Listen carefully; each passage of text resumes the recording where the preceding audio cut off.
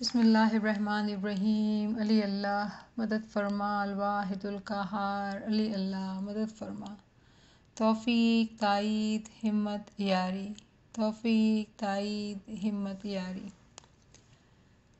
تو پچھلی دفعہ ہم ذکر کی بات کر رہے تھے، چونکہ ذکر ایک بہت ہی امپورٹنٹ ٹاپک ہے تو اس پہ ہم آج بات چیت کنٹینیو کریں گے۔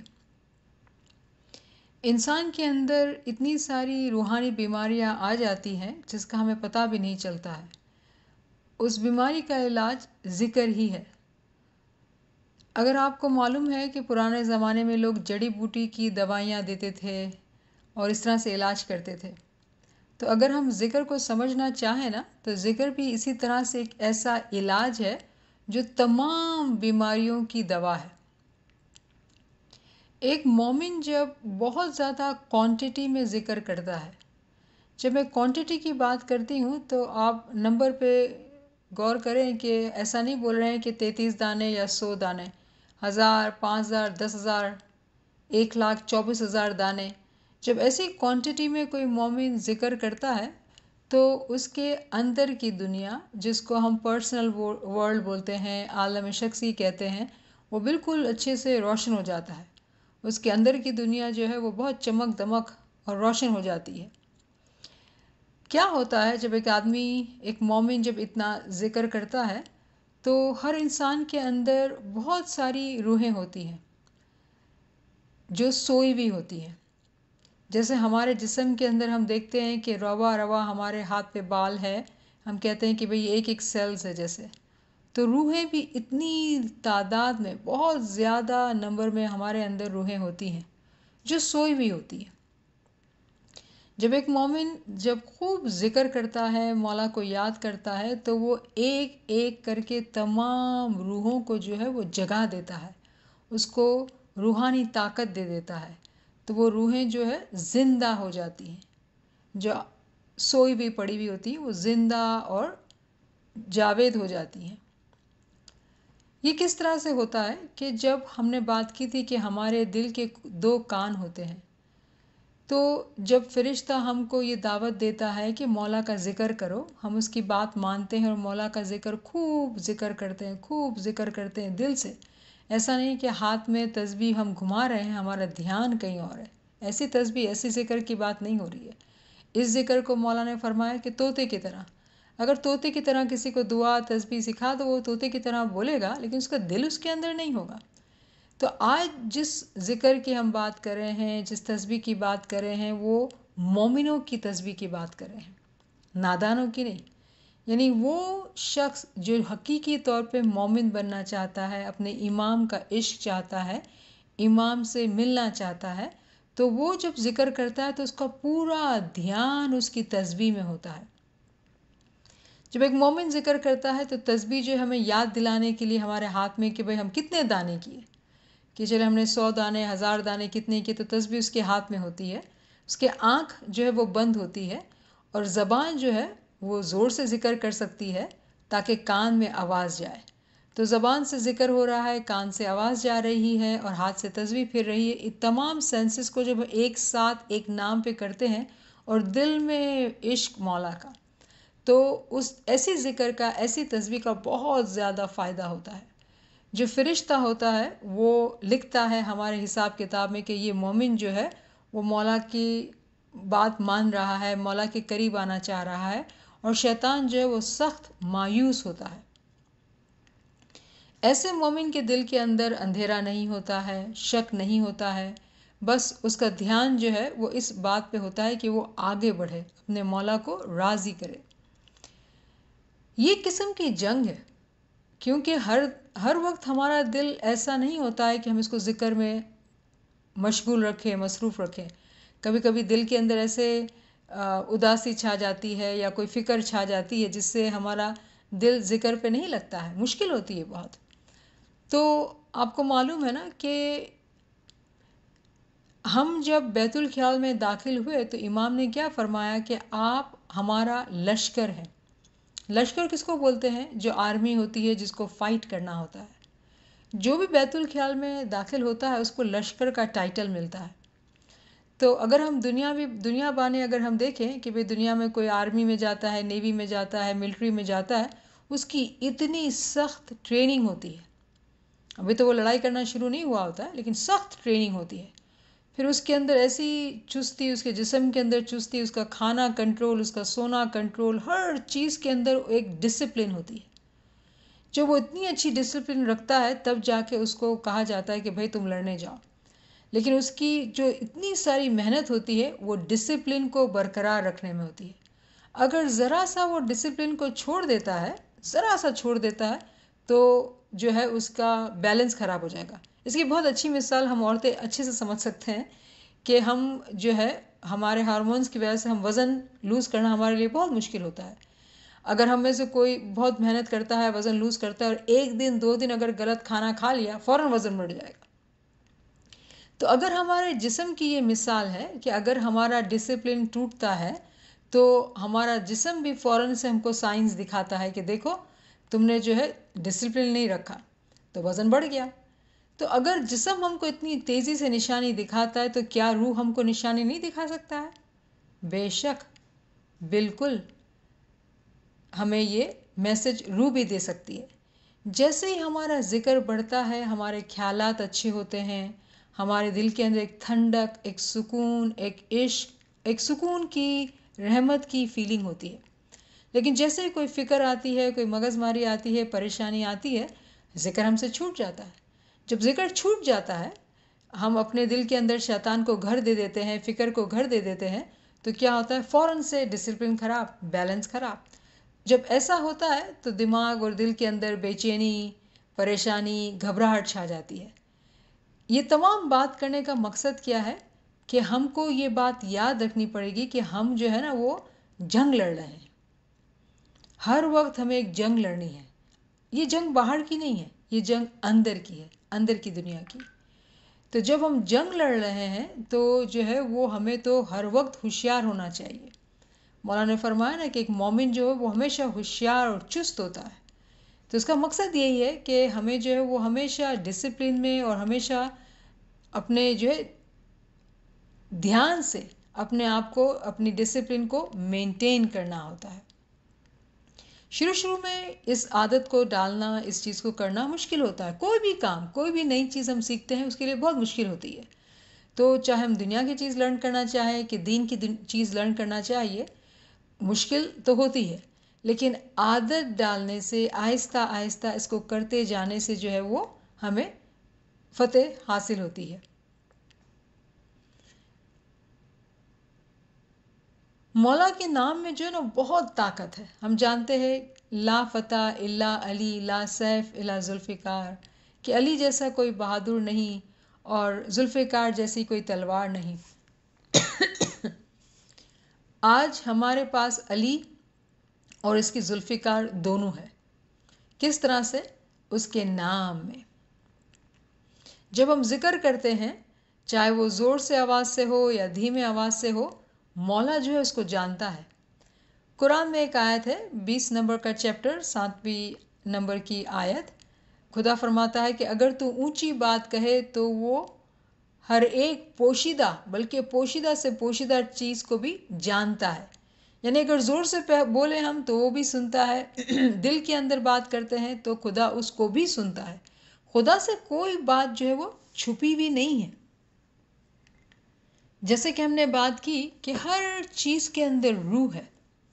ہمارے جسم میں لا تعداد روحیں ہیں اور ہر چیز کے اندر روح ہے.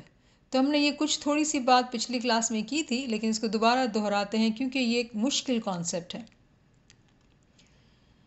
ہم دیکھتے ہیں کہ جب مٹی ہوتی ہے اور مٹی میں پانی ملتا ہے تو قدرتی طور پہ خود جو ہے پلانٹس یا گروتھ یا ایون ویڈز کچھ بھی اگنا شروع ہو جاتا ہے، گرینری شروع ہو جاتی ہے. ابھی تو ہم نے کوئی بیج ڈالا نہیں ہے لیکن پھر بھی گرینری شروع ہو جاتی ہے. تو یہ اس بات کا ثبوت ہے کہ مٹی کے اندر زندگی ہے، روح ہے. جب پانی اس کو ملا تو فوراً سے ہریالی نظر آنے لگی. یہ ایک مثال ہے ہمارے لیے کہ ہم اس کو غور کریں، دیکھیں کہ دیکھو روح تو نا ہر جگہ موجود ہے. ہم اتنا عام طور پہ ہم گارڈن کے پاس پارک میں واک کرتے ہیں، ہم کبھی یہ ریئلائز نہیں کرتے ہیں کہ ہمارے آس پاس جتنے ٹریز ہیں، پلانٹس ہیں، گھاس ہے، سب میں روح ہے، سب میں روح ہے. یہاں تک کہ اگر ہم پہاڑ کو کبھی دیکھتے ہیں تو پہاڑ کے اندر بھی روح ہے، کیونکہ پہاڑ کے اندر سے ہی پتھر کے اندر سے روح بھی ملتی ہے. یعنی جب وہ پہاڑ کے اندر جب وہ روح رہتے رہتے رہتے جب ایک شکل اختیار کرتے جاتی ہے، جب وہ زندہ ہوتے جاتی ہے تو وہ لال یاقوت روبی بن جاتی ہے. تو یہ اس بات کی نشانی ہے کہ اس پتھر کے اندر بھی روح ہے. روح لاتعداد ہے، ہر چیز کے اندر ہے.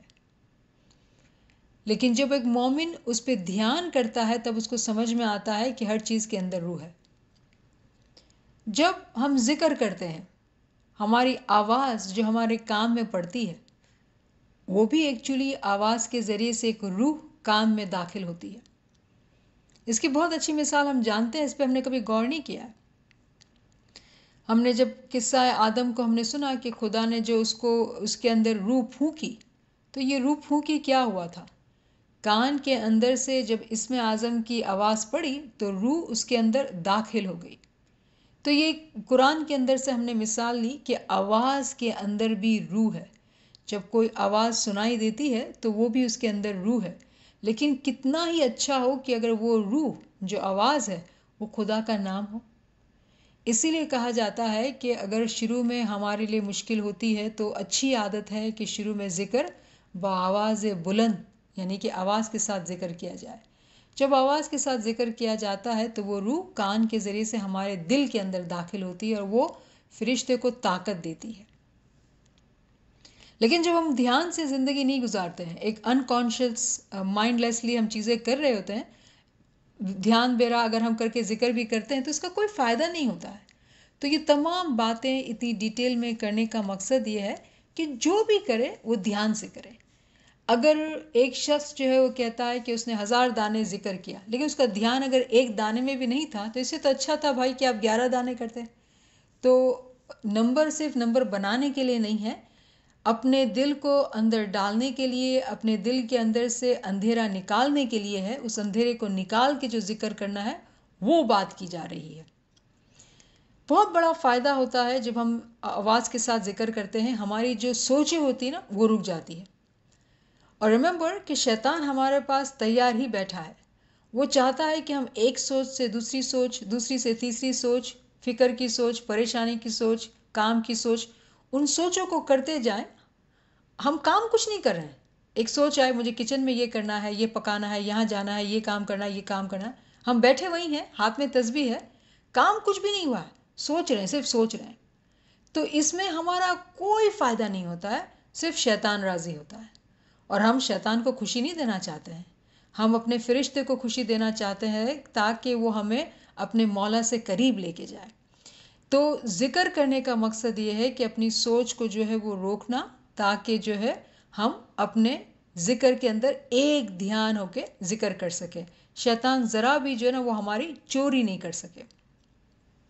اگر کوئی پوچھتا ہے کہ بھئی ہمیں کیوں روزانہ ذکر کی تسبیح نئی نئی بھیجی جاتی ہے، اس کا مقصد یہ ہے کہ ہمارے اندر سے روحانی بیماریاں نکلے. ہماری ایک اچھی عادت ہو کہ ہم سوچوں کو کنٹرول کر سکیں، ہم روک سکیں اور کنٹرول کر سکیں. اور ہمارے جو سینسز ہیں، یعنی فزیکل سینسز ہیں، اس کو مولا کے ذکر کے لیے لگائیں. یہ جو سینسز ہمیں دیے گئے ہیں مولا کی طرف سے رحمت ہے. آنکھ ہے، ہم دیکھ سکتے ہیں، کان سے سن سکتے ہیں، زبان سے چکھ سکتے ہیں، ہاتھ سے محسوس کر سکتے ہیں. یہ تمام جو سینسز ہیں یہ مولا کی رحمت ہے. اس رحمت کو صرف دنیا کے فائدے کے لیے استعمال کرنا، تو اس کی مثال حیوان کی ہوئی، کیونکہ حیوان کے پاس عقل نہیں ہوتی ہے تو وہ صرف یہ تمام چیزوں کو دنیا کے فائدے کے لیے استعمال کرتا ہے. ایک مومن یہ سوچتا ہے کہ نہیں، وہ مجھے آخرت کے گھر کی کمائی کرنی ہے، تو وہ دنیا کا کام کرتا ہے، دنیا کا کام چھوڑ نہیں دیتا ہے، لیکن تمام باقی جو وقت ہوتا ہے وہ فالتو کی سوچوں میں، فالتو کی باتوں میں، فالتو کے ٹی وی میں کہیں وقت نہ ضائع نہیں کرتا ہے. الگ الگ طریقے سے اپنے ذہن کو ذکر میں مشغول رکھتا ہے. تو ذکر تسبیح کے ساتھ بھی کیا جاتا ہے. اگر ہم آج اس وقت علم کی بات سن رہے ہیں تو یہ بھی ایک قسم کا ذکر ہے. اگر ہم فرمان کی کتاب پڑھتے ہیں، گنان پڑھتے ہیں، قرآن پڑھتے ہیں تو وہ بھی ایک ذکر ہے. تو ذکر کے بہت سارے طریقے ہیں، لیکن اچھا طریقہ وہ ہے جس میں ہمارا دل، دماغ، دھیان لگے۔ اب چونکہ یہ سوال بھی آیا تھا کہ بھئی ہمیں سوچ کنٹرول نہیں ہوتی ہے، تو اس کو تھوڑا سا ہم ڈیٹیل میں سمجھیں تاکہ ہم سمجھ سکیں کہ یہ کس طرح سے روحانی بیماری کی شکل اختیار کر لیتی ہے۔ ہم تمام سوچتے ہیں، سوچ آتی ہے اور سوچنا چاہیے، اگر سوچیں گے نہیں تو ہم کام کیسے کریں گے، رائٹ؟ لیکن کیوں ایسا کہ عبادت کے وقت ہی سوچ آتی ہے، یا جب ہم ذکر کرنے بیٹھتے ہیں تو اسی وقت ہی سوچ آتی ہے؟ تو آج ہم کو یہ بات سمجھ آ گئی ہے کہ یہ شیطان کی طرف سے شیطان کی بازی ہے۔ جب بھی ہمارے اوپر کوئی تکلیف آتی ہے یا کوئی بھی مشکل آتی ہے یا کام کا پریشر بڑھتا ہے یا کوئی بھی چیز آتی ہے جس سے ہمارا بیلنس خراب ہوتا ہے، یعنی کہ گھر کے اندر اگر ہم کہیں ساس بہو ہے تو کوئی 19-20 بات ہوئی، ہسبینڈ وائف ہے، کچھ مسئلہ ہوا جس کی وجہ سے ہمارے دل پہ برا اثر پڑا، اور اب جو ہے وہ ہمارا ذکر جو ہے وہ نہیں ہو رہا ہے، عبادت نہیں ہو رہی ہے، کیونکہ اس کا اثر ہم کو ہمارے ذکر کو نہیں کرنے دے رہا ہے۔ تو دل کی جو مثال جو ہے نا، اس کی مثال ایسی ہم کو لینی پڑے گی جیسے دودھ ہے۔ دودھ کے اندر اگر ایک قطرہ گندگی کا پڑ جائے گا تو دودھ پھٹ جائے گا۔ تو دل کی مثال جو ہے نا وہ ایسی ہے۔ جب بھی ہمارے اندر کوئی ایسی بات آتی ہے جو ہم کو پریشان کرتی ہے، تو سب سے پہلے ایک مومن پتہ ہے کیا کرتا ہے؟ تمام کہانی مولا کو سنا دیتا ہے۔ وہ مولا کو بولتا ہے، مولا میرا دوست تو ہے، میرا یار تو ہے، میرا مشکل کشا تو ہے، میں تجھے ساری مشکلات بتاؤں گا۔ وہ ساری مشکلات مولا کو سنا دیتا ہے۔ لیکن پھر اس میں سے آپ میں سے کوئی ایسا کہے گا کہ بھئی ہم تو ایسا بہت کرتے ہیں لیکن کچھ فرق نہیں پڑتا ہے، کچھ فائدہ نہیں ہوتا ہے۔ تو اگر جب ایسا خیال آتا ہے کہ بھئی ہم نے مولا کو تمام باتیں بتا دی ہیں، اور اگر ہمارے اندر جو ہے کچھ ہم کو سمجھ نہیں آ رہا ہے کہ اس کا جو مسئلہ ہم کو پیش ہے اس کو حل کیسے کریں، تو جب ایسی بات ہو، اچھی بات ہے کہ کسی ایسے شخص سے اس بات کو شیئر کر لیا جائے جو ہم کو جج نہیں کرے گا، جس پہ ہم کو بھروسہ ہے۔ وہ سن کے اگر ہم کو گائیڈ کر دیتا ہے تو اس سے ہمارا جو ہے وہ مسئلہ حل ہو جاتا ہے۔ ریممبر کہ ہماری جو بھی نیت ہے وہ میٹر کرتی ہے۔ اگر کسی سے آپ بات کرتے ہیں اور آپ غیبت کے انداز میں نہیں کرتے ہیں، آپ کی نیت یہ ہے کہ اس بات کو شیئر کر کے، ایک سوال کر کے اس مسئلے کا حل مانگے کہ بھئی کس طرح سے حل کرنا چاہیے، جو ہے غیبت میں نہیں گنا جائے گا۔ آپ نے وہ سوال کیا، اس کا آپ کو جواب ملا، زپ، اس کے بعد آپ وہ بات دوبارہ نہیں کریں گے، وہ بات ختم ہو گئی، اور آپ نے جو ہے اس مسئلے کا حل بھی سمجھ لیا۔ تو یہ بھی ایک طریقہ ہوتا ہے کہ آپ جو ہے جس مسئلے سے دو چار ہیں، آپ سے کوئی زیادہ تجربے کار ہے، آپ کا بھروسہ مند ہے، اس سے آپ نے شیئر کر لیا اور آپ نے اس مسئلے کو ڈیل کر لیا، حل کر لیا۔ پھر بعد میں جو ہے کسی اور سے اس بارے میں بات کرنا، بھائی تو نے سنا فلاں کی یہ بات ہوئی، یہ جو ہے وہ غیبت میں گنا جاتا ہے۔ تو ایک مومن کبھی بھی یہ کام نہیں کرتا ہے کہ شیطان جو ہے وہ اس کے اچھے اعمال کی چوری کر لے۔ پروفٹ محمد کے زمانے میں ایک قصہ ہے جو بہت ضروری ہے اس کو یاد رکھنا، اس کو سمجھنا۔ ایک شخص جو ہے حضور صلی اللہ علیہ وسلم کے پاس آتا ہے اور کہتا ہے کہ ایک آدمی ہے جو ہمارے گروپ میں ہے اور وہ بہت اس نے غلط کام کیا ہے۔ تو حضور صلی اللہ علیہ وسلم بولتے ہیں کہ بھائی چھوڑ دو اس بات کو، بات نہیں کرو۔ بولا نہیں یہ بالکل سچ ہے، 16 آنے سچ ہے، یہ سچی بات ہے اور سچی بات تو کرنی ہی چاہیے۔ تو حضور صلی اللہ علیہ وسلم پتہ ہے کیا فرماتے ہیں؟ ٹھیک ہے، اگر یہ بات آپ کو سچی لگتی ہے اور آپ مجھے اس کے پیٹھ پیچھے کرتے ہیں تو یہ غیبت ہے، اور اگر آپ نے یہ بات آپ کو معلوم نہیں ہے اور یہ بات سچی نہیں ہے کسی وجہ سے، تو آپ اس پہ الزام لگا رہے ہیں۔ دونوں ہی حال میں آپ مجھے گنہگار بنا رہے ہیں۔ کتنی عجیب و غریب بات ہے کہ حضور صلی اللہ علیہ وسلم نے اپنی مثال سے ہم کو کتنی اچھی سمجھ دی، کتنی اعلیٰ سمجھ دی۔ اگر ہم تمام لوگ اس بات کو ہمیشہ یاد رکھیں کہ جب کسی کی بھی بات سنیں اور وہ اگر غیبت کر رہا ہے، کسی کے پیٹھ پیچھے کوئی برائی کر رہا ہے، تو ریممبر غیبت تو ایسا ہے کہ کسی مردہ بھائی کا گوشت کھانا۔ ہم اس بات کو سوچ بھی نہیں سکتے، گھن آئے گی اس بات کو سوچتے ہوئے بھی، تو ہم کسی کی غیبت کیسے کر سکتے ہیں؟ اور جس چیز کے بارے میں ہم کو معلوم نہیں ہے کہ بھئی وہ سامنے والا شخص سچ بھی بول رہا ہے کہ نہیں بول رہا ہے، تو ہم اس پہ الزام ڈال رہے ہیں. دونوں ہی صورتوں میں ہمارا بہت بڑا نقصان ہو جاتا ہے اور ہمارے جو اعمال ہیں وہ چوری ہو جاتے ہیں. جب ہمارے اعمال چوری ہو جاتے ہیں تو ہم نے جو ہے ساری محنت جو ہے وہ اپنی گنوا دی. تو ایک مومن جو ہے وہ ہوشیار ہوتا ہے.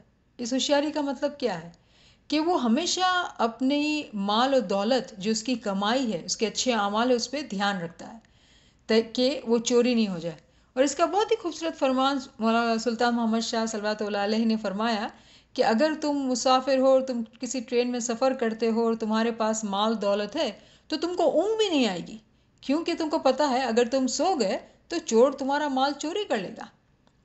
تو ایک مومن کی یہ مثال ہے کہ وہ ہر وقت اتنا ہوشیاری میں ہوتا ہے، چیتا ہوا ہوتا ہے کہ کہیں سے بھی شیطان جو ہے وہ اس کے اعمال کی چوری نہیں کر لے، چاہے وہ گھر کے اندر کسی کی بھی بات ہو.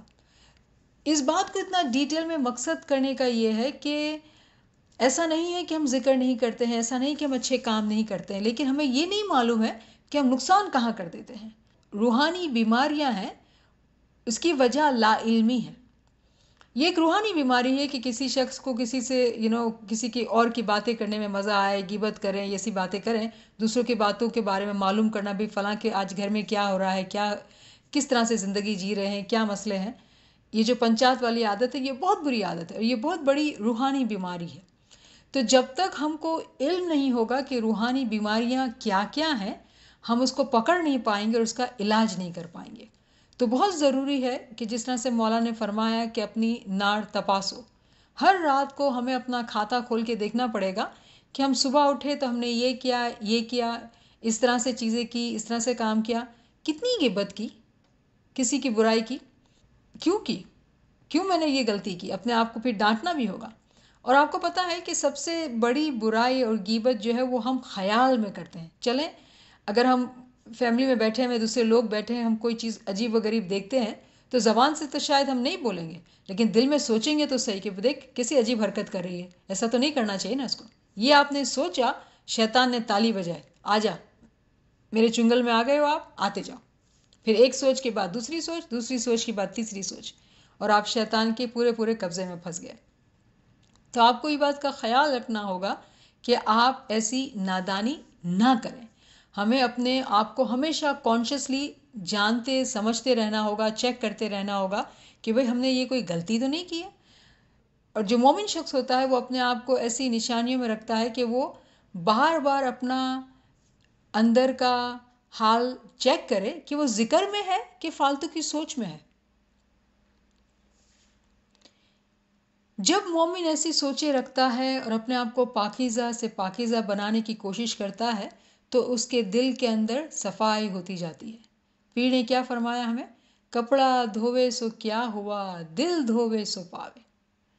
تو دنیا کے اتنے کام کرے اور ہم کہیں کہ بھئی ہم نے اتنا کام کیا، تو پیر فرماتے کہ کیا تم غرور کرتے ہو، کیا فخر کرتے ہو دنیا کے کام کر کے. دل پاک کرو تو بات ہے تو میں مانوں. کیونکہ دنیا میں جب ہم آئے ہیں تو دنیا کی زندگی تو نہیں ہے ہمارے لیے، وہ مقصد نہیں ہے. دنیا ایک کھیل کھیلا ہوا ہے، ایک بسایا ہوا ہے کہ اس دنیا کے کھیل میں کون جو ہے مولا کو یاد رکھتا ہے اور کون اپنے دل کی پاکیزگی رکھتا ہے. پھر حضور صلی اللہ علیہ وسلم کی ایک بہت ہی خوبصورت حدیث ہے کہ کوئی بھی مومن شخص جو ہے وہ خدا کے قریب نہیں آ سکتا ہے سوائے نوافل کی عبادت کے. نوافل کی عبادت کیا ہے؟ یعنی کہ وہ عبادات جو ایکسٹرا ہے. ایک آدمی اگر 3 وقت کی دعا پڑھتا ہے، سون دیتا ہے اور کہتا ہے کہ بھئی میں نے جو میرے پہ فرض ہے میں نے کر لیا، تو جو فرض ہے نا وہ تو قرض ہے. جو فرض کے بغیر جو شخص کرتا ہے، یعنی کہ کسی نے آپ کو نہیں بولا ہے کہ آپ یہ محنت کریں، آپ اس علم کلاس میں آئیں، آپ 1000 دانے کی تسبیح آج یہ نکالیں، آپ کو کسی نے نہیں کہا. لیکن اگر آپ اپنی خوشی سے کوئی محنت کرتے ہیں، کوئی علم کا کام کرتے ہیں، علم کی کلاس سنتے ہیں، قرآن کی بک اٹھا کے پڑھتے ہیں، گنان کی بک اٹھا کے پڑھتے ہیں، ذکر کرتے ہیں، دل میں نیت باندھتے ہیں کہ چلو آج تو مجھے جو نا بیٹھک لگانی ہے، کوئی گھر میں نہیں ہے، سکون ہے، 10,000 دانے ذکر کے کر لینے ہیں مجھے. تو ایسی نیتیں جو نا وہ مومن کرتا ہے. وہ سوچتا ہے، یہ سمجھتا ہے کہ آج اگر میرے پاس کچھ تھوڑا سا ایکسٹرا ٹائم ہے تو چلو میں آخرت کی کمائی کروں. جب ذکر جو ہے اس طرح سے ایک عادت بنتی جاتی ہے ذکر کی ایک مومن کی، تو اس کے دل کے اندر تک جو گہرائیاں ہیں وہاں سے پاکیزگی ہوتی ہے، روح کی طاقت بڑھتی ہے، اس مومن کے اندر عاجزی آتی ہے، خوف خدا بہت بڑھ جاتا ہے۔ خوف خدا یہ ایک عجیب و غریب بات ہے۔ جب ہم پاکیزگی اختیار کرنا چاہتے ہیں تو پاکیزگی کا مطلب پتہ ہے کیا ہے؟ کہ خوف خدا کا ہونا۔ خوف خدا کیا ہے؟ کہ آج اگر ہم علم میں ہم یہ سیکھ رہے ہیں کہ بھئی ہمیں مولا سے قریب ہونا ہے، ہماری چاہت کیا ہے؟ کہ ہم کو مولا سے ایک ہو جانا ہے، فنا فی الامام ہو جانا ہے، مر کے نہیں، زندگی میں ہونا ہے بھائی۔ کیونکہ اگر ہم دنیا والے ہم کہتے ہیں کہ بھئی چلو آپ علم حاصل کرو، آپ ہاؤس بائک کرو اور امریکن ڈریم کو فلفل کرو، تو دنیا میں ہم آئے اور دنیا کی تمام کام کر لیے، لیکن جو روحانیت کا کام ہے ہم کہتے ہیں مرنے کے بعد کریں گے، تو اس میں کہاں عقل مندی ہے؟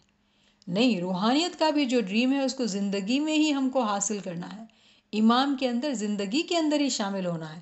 مرنے کے بعد کوئی دعا کرے نہ کرے کیا معلوم، زندگی کو نا ہاتھ ہی ساتھ ہے، ہم نے جو اپنے ہاتھ سے اپنی کمائی کو کر لیا وہی میٹر کرتا ہے۔ آج ہم نے گھر بنا لیے، گاڑی بنا لی، قبر میں کچھ بھی ساتھ نہیں آنے والا ہے، جو آنے والا ہے وہ اپنے اچھے اعمال آنے والے ہیں۔ تو یہ مومن کی خواہش ہوتی ہے کہ اپنے آپ کو پاکیزہ رکھے، کیوں؟ کہ مولا اس کے دل کے اندر براجمان ہو، مولا کا دیدار ہو۔ جب وہ اس طرح کی سوچ رکھتا ہے تو اپنے دل کو وہ آٹومیٹکلی پاکیزہ کرتا ہے۔ تو اچھی سوچ یہ ہونی چاہیے کہ مولا کا عشق ملے، مولا کا دیدار ملے، اس لیے میں اپنے آپ کی پاکیزگی رکھوں، خدا کا دیدار مجھ سے دور نہ ہو جائے۔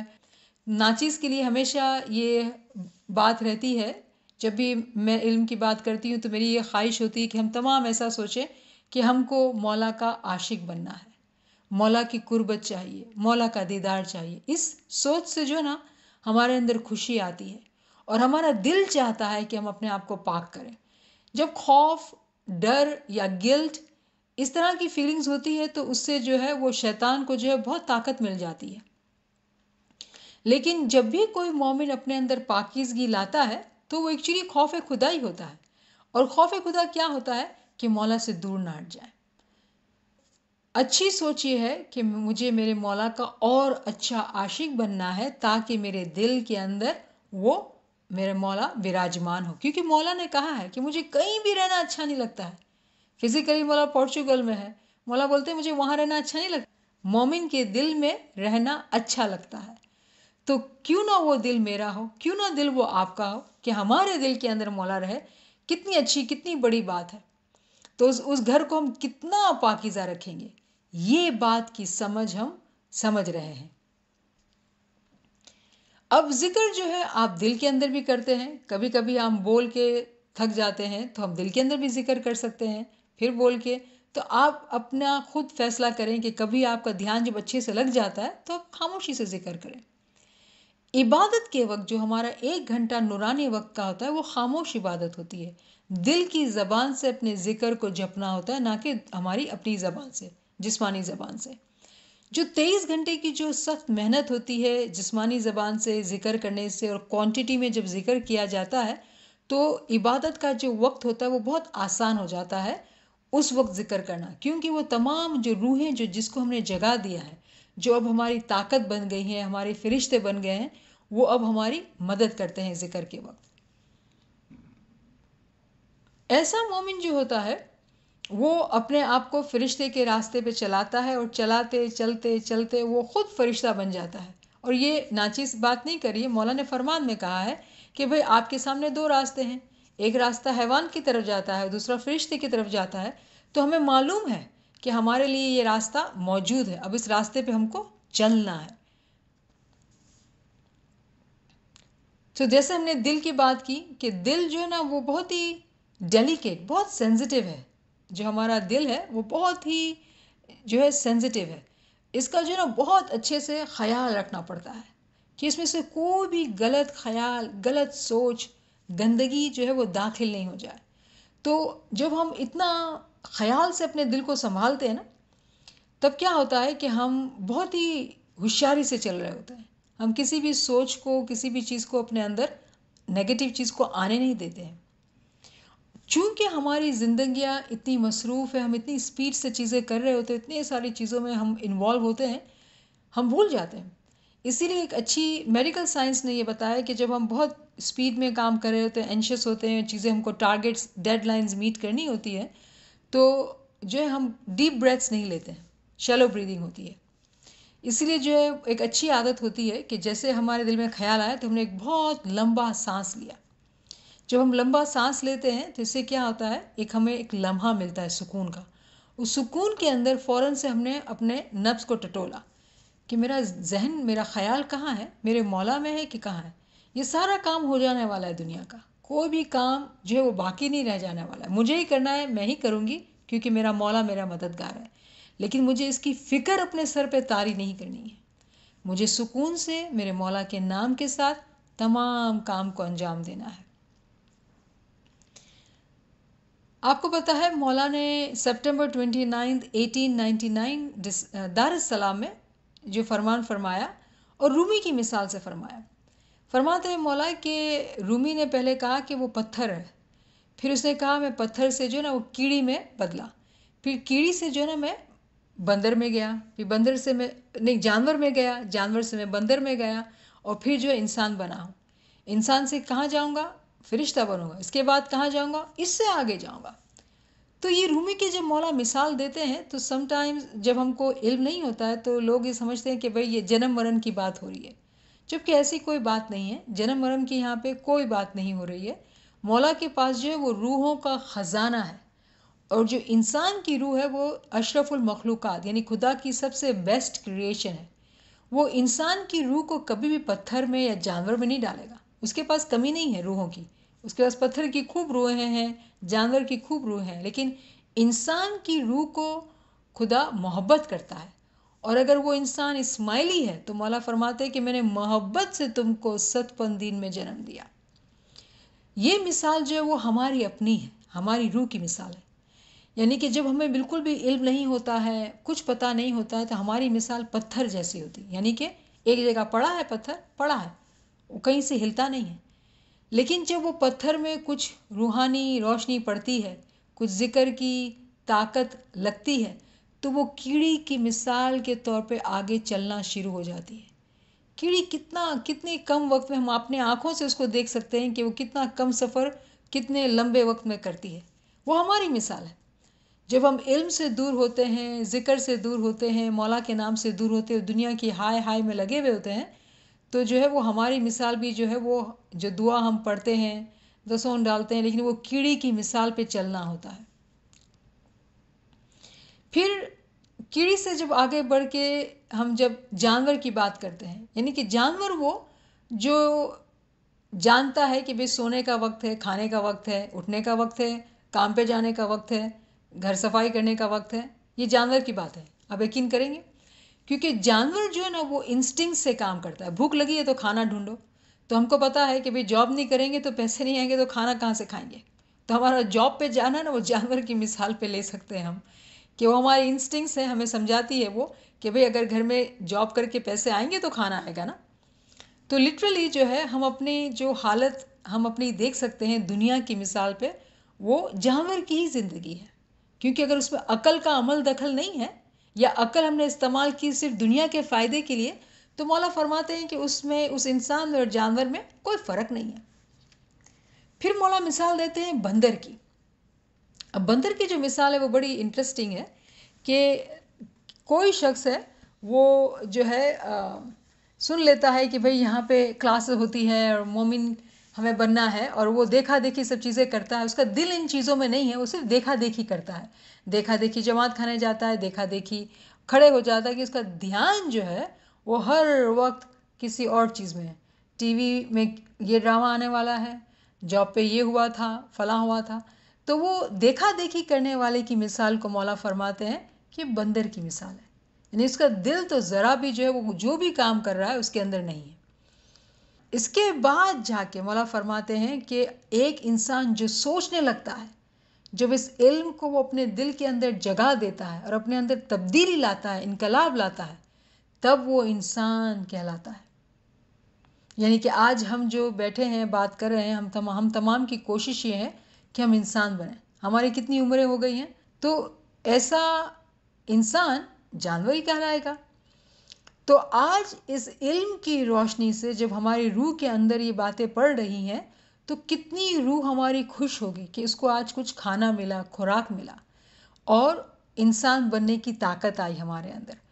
اس راستے پہ جو ہے وہ ہمارے اوپر ہے کہ ہم کتنی محنت کریں. یہ ہفتے میں ہم ایک دن بات کرتے ہیں، 1 گھنٹہ. اس کے بعد پورا ہفتہ ہمارے پاس ہوتا ہے کہ ہم اپنے وقت کو کیسے سنبھالتے ہیں، کیا کرتے ہیں، کس طرح سے ہماری کمائی کو آگے بڑھانا ہے. وہ ہمارے اپنے اندر ہے.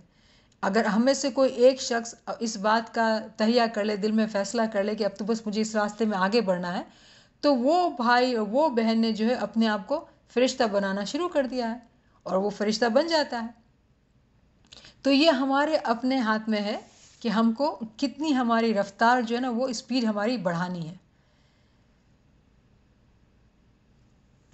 تو جو ہم نے خوف خدا کی بات کی تھی، اس کے اپوزٹ میں دنیا کا بھی خوف ہوتا ہے. تو دنیا کا خوف جو ہے وہ فالتو کا ہے، بیکار کا ہے، اور ہمیں کبھی بھی دنیا کا خوف ہمارے اندر نہیں رکھنا چاہیے. اگر ہمارے اندر دنیا کے خوف کی وجہ سے کوئی باتیں آتی ہے تو ہمیں یہ جاننا چاہیے علم کی روشنی سے کہ وہ ہمارا نفس امارہ ہے. یعنی وہ نفس جو چاہتا ہے اپنی من مانی چلاتا ہے، وہ نفس جو ہم کو حیوان کی حالت پہ رکھتا ہے، وہی ہم کو دنیا کا خوف ہمارے دل کے اندر ڈالتا ہے. اور اس کی بہت ساری مثالیں ہیں. چونکہ آج ہمارا یہ ٹاپک نہیں ہے تو اس پہ ہم بات نہیں کریں گے، ورنہ جو ہے شاید بہت سخت یہ لیکچر ہمیں محسوس ہو. کیونکہ دنیا کے خوف سے ہم بہت ساری چیزیں کرتے ہیں، بہت ساری چیزیں کرتے ہیں. تو دنیا کا خوف جو ہے وہ نادان شخص کرتا ہے، ایک مومن شخص نہیں کرتا ہے. ہم یہ جان چکے ہیں علم کلاسز میں سے کہ بھئی گنان کے اندر بھی جو ہم کو تعلیمات دی گئی ہیں وہ قرآن کی تعلیمات ہیں. قرآن کو نچوڑ کے گنان کی صورت میں ہم کو دیا گیا ہے. فرمان جب ہم پڑھتے ہیں تو ہم جانتے ہیں کہ مولا بولتا قرآن ہے. تو ہمیں یہ جاننا ہوگا کہ قرآن جو ہمارے پاس ہے، تمام علم جو ہے اس کے اندر سمویا ہوا ہے، کیونکہ ہمارا مولا بولتا قرآن ہے، قرآن ناطق ہے، اور جو یہ کتاب ہے وہ قرآن صامت ہے، خاموش کتاب ہے. یہ بات اس لیے کی جا رہی ہے کہ ہم کو یہ بھی سمجھنا چاہیے کہ ہم کتنے خوش قسمت ہیں. ہمارے اندر ذرا بھی ناشکری، کمپلین نہیں ہونی چاہیے. ہمیشہ شکر گزاری میں رہنا چاہیے. شکرانے کی تسبیح نکالنی چاہیے کہ مولا تو نے اتنی رحمت کی اور ہم کو 57 دن میں جنم دیا، اتنی مہربانی کی، ایسے ایسے اعلیٰ میوے تو نے ہم کو دیے، اور ہمیں اس کا علم بھی نہیں ہے مولا. جب ہم شکر کرتے ہیں نا تو وہ اور دیتا ہے. اس کی بہت آسان سی مثال ہے. اگر ہمارے گھر کے اندر 2 3 4 بچے ہیں، جو بچہ کبھی کمپلین نہیں کرتا ہے، ہمارا دل چاہتا ہے اس کو مانگے بغیر چیزیں دے. جو بچہ بار بار کمپلین کرتا ہے ہم اس کو ڈانٹتے رہتے ہیں، چپ کراتے رہتے ہیں. یہی مثال ہماری ہے. ہم مولا کے فرزند ہیں، اور مولا سے جب ہم کمپلین یا ہمارے دکھ کی ہی بات کرتے رہتے ہیں تو مولا کہتا ہے کہ جتنا میں تجھے دوں تو راضی نہیں ہوتا ہے. تو ہم کو ہماری آنکھیں کھولنی چاہیے اور ہم کو دیکھنا چاہیے پہلے کہ اس نے ہمیں کیا دیا ہے، کیا نہیں دیا ہے. ہمارے پاس آنکھیں ہیں، ہم دیکھ سکتے ہیں، کان سے سن سکتے ہیں. امیجن اگر کوئی شخص ہے جو اندھا ہے یا بہرا ہے. اس طرح سے اگر ہم سوچتے سوچتے جاتے، آج ہمارے سروں کے اوپر چھت ہے. کووڈ-19 کا زمانہ ہے، لوگوں کی جابس چلی گئی ہیں، گھر میں کھانے کو نہیں ہے، کوئی بیمار ہے تو علاج کے لیے پیسہ نہیں ہے. کتنی لوگوں کے پاس مشکلات ہیں. جب ہم ایسا سوچتے ہیں تو ہمارے اندر جو جسم میں تکلیف ہے یا بیماری ہے یا جو بھی فکریں ہیں ہماری بھی ہیں، مشکلات ہر کے گھر میں ہوتی ہے، ہر انسان کے پاس ہوتی ہے. لیکن ایسا سوچنے سے وہ مشکل، وہ فکر ختم ہو جاتی ہے اور شکر گزاری کی کیفیت آتی ہے. جو مومن ہمیشہ شکر کرتا ہے، مولا اس کو اور نوازتا ہے. تو آئیے ہم جو ہے مل کے کچھ شکر کی تسبیح کرتے ہیں اور مولا سے یہ دعا کرتے ہیں کہ مولا تو ہمیشہ ہمیں تیرا شکر گزار رکھنا. کبھی ہماری زبان پہ کوئی تکلیف کی بات نہ آئے، کوئی گلہ غیبت نہ ہو، کسی بھی بھائی بہن کی کوئی گلہ غیبت ہم نہ کریں، ہمارے دل کے اندر کسی کو جج نہیں کریں، ہمارے دل کو ہم پاک و پاکیزہ رکھیں اور ہمیشہ مولا کے شکر میں رہیں. آج ہماری تسبیح جو ہے وہ لائن پہ یا علی مولا علی کی تسبیح ہے. تو چلیں ہم کچھ دیر ہم تسبیح نکالتے ہیں.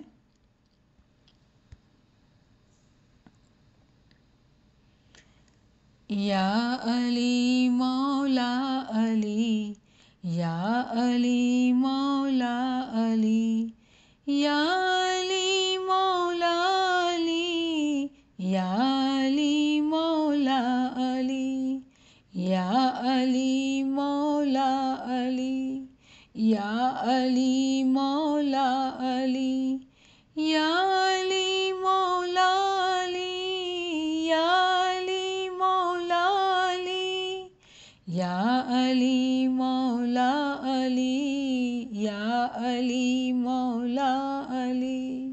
یا مولا، یا مولا، او مشکل کشا مہربان مولا، ہمارا تیرے سوا کوئی نہیں ہے مولا. یا مشکل کشا، تمام باتوں کو تو جانتا ہے، ہمارے دل کے احوال کو تو جانتا ہے.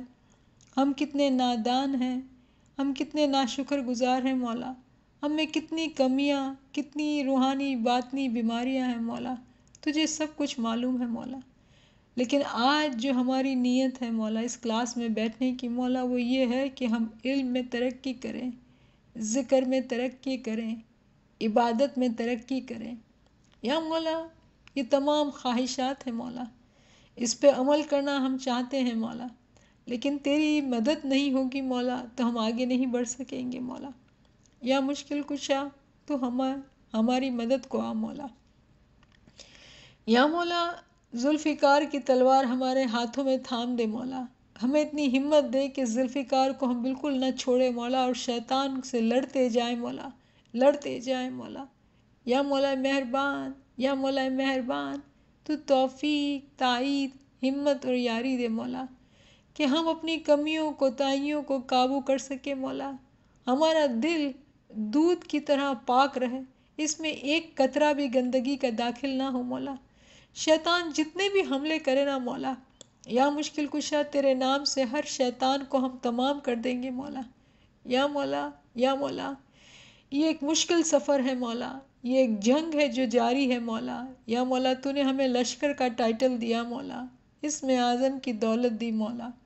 یا مولا، اب بس ہماری یہ چاہت ہے، ہماری یہ خواہش ہے مولا کہ تیرا دیدار کو پانا ہے اپنے اندر، تیرے عشق کو بہت بڑھانا ہے مولا، تیرے نام کو بہت ساری جگہ دینی ہے اپنے دل کے اندر، دنیا کی فالتو باتوں میں اپنے وقت کو ضائع نہیں کرنا ہے مولا.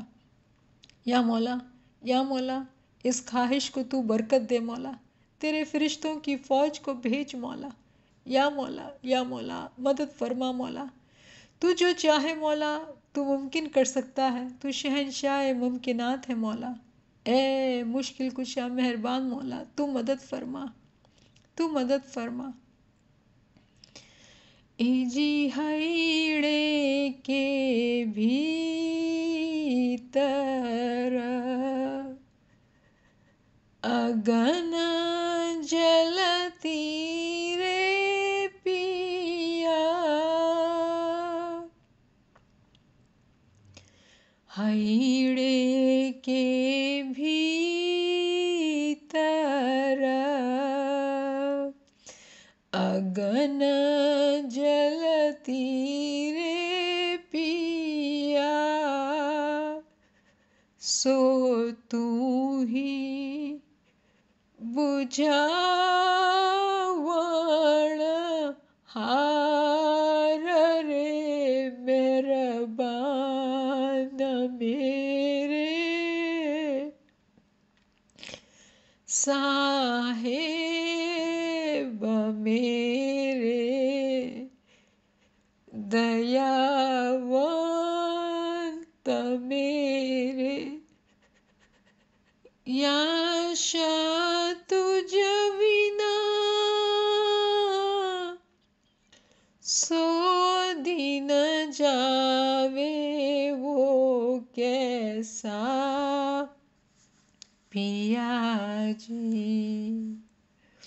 یا امام زمان، یا مولانا تقوتی وانت سندی ولیکتی کالی، یا حاضر، یا موجود، یا شاہ کریم الحسین، انت الامام الحق المبین، علی اللہم لک سجودی و طاعتی شکر للہ والحمد للہ شکر للہ والحمد للہ. یا علی مدد.